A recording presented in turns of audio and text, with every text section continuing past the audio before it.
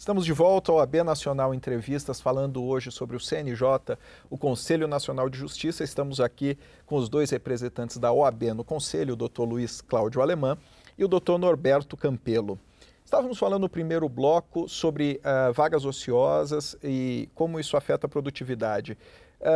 Ao todo são quantas o senhor estava falando, doutor Alemã? 26% do total de vagas de juízes no Brasil, criadas por lei.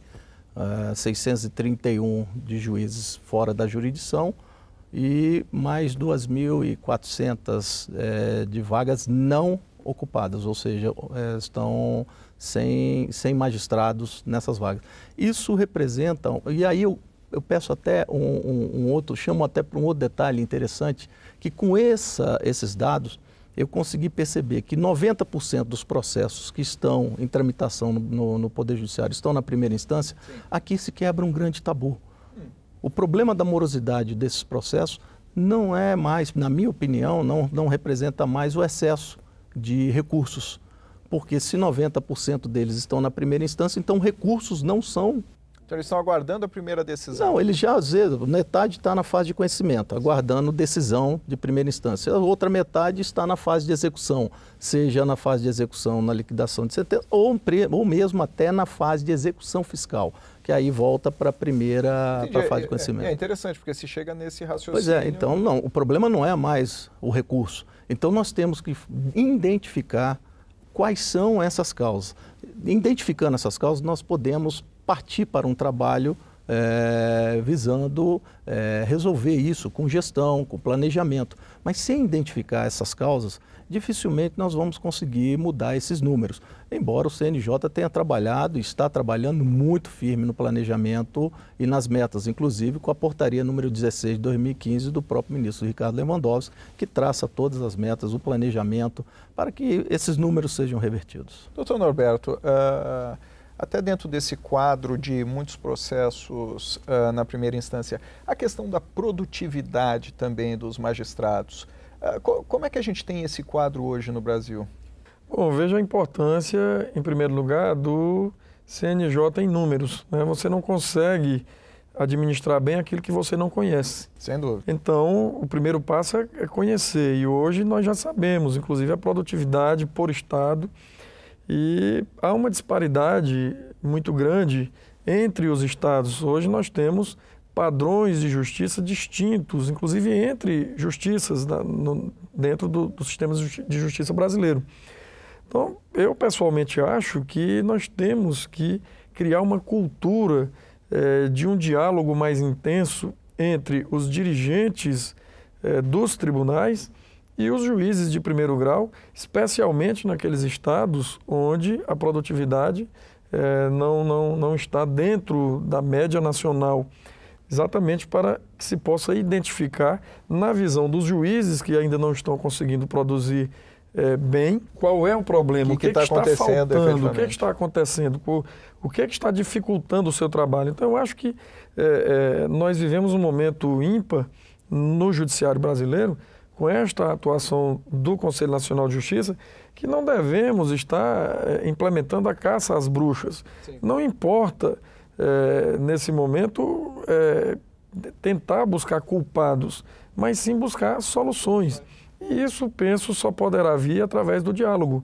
Conversar com os juízes, especialmente, como disse, aqueles que não estão conseguindo produzir bem, para que eles apresentem quais são as razões, o que se pode fazer para reverter este quadro.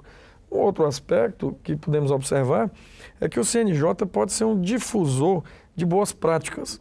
Então, verificar, avaliar aqueles tribunais, aquelas justiças que estão funcionando bem, os estados que estão conseguindo bons resultados, e procurar aquelas práticas, aquelas rotinas, fazer com que elas sejam implementadas. Transferir para outros Transferir conhecimento, não precisa inventar a roda. Sim. Então, a gente pode buscar as boas práticas, aquilo que está dando certo em determinados estados, em determinados tribunais, fazer com que seja aplicado em outros tribunais. Temos, por exemplo, o processo de implantação do processo judicial eletrônico. Que isso é um tema bastante... é algo prioritário ali, né? Que é o caminho, é um caminho sem volta.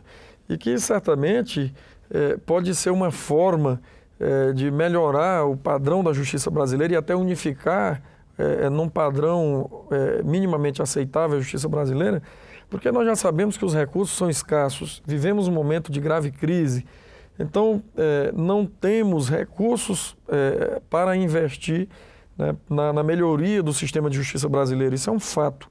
Então precisamos usar a inteligência, né, e buscar meios para que, com os recursos atualmente disponíveis e com a mão de obra atualmente disponível, seja de magistrados, seja de servidores, a gente possa conseguir otimizar a utilização dessa mão de obra.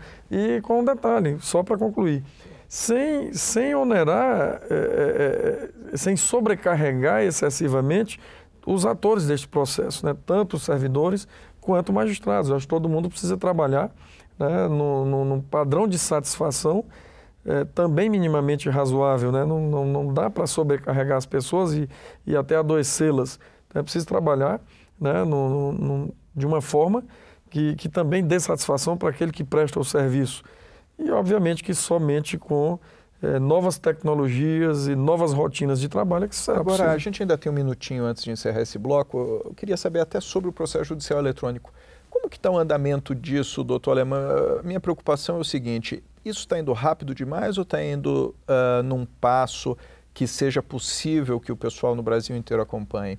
Bom, há um consenso de toda a advocacia, inclusive de grande parte da magistratura, que a implantação do processo judicial eletrônico foi assodada.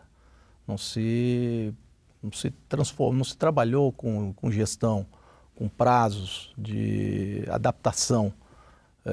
Infelizmente, o que nós temos hoje é um processo judicial eletrônico que não tem mais volta. O que se deve fazer? Identificar os problemas e corrigi-los.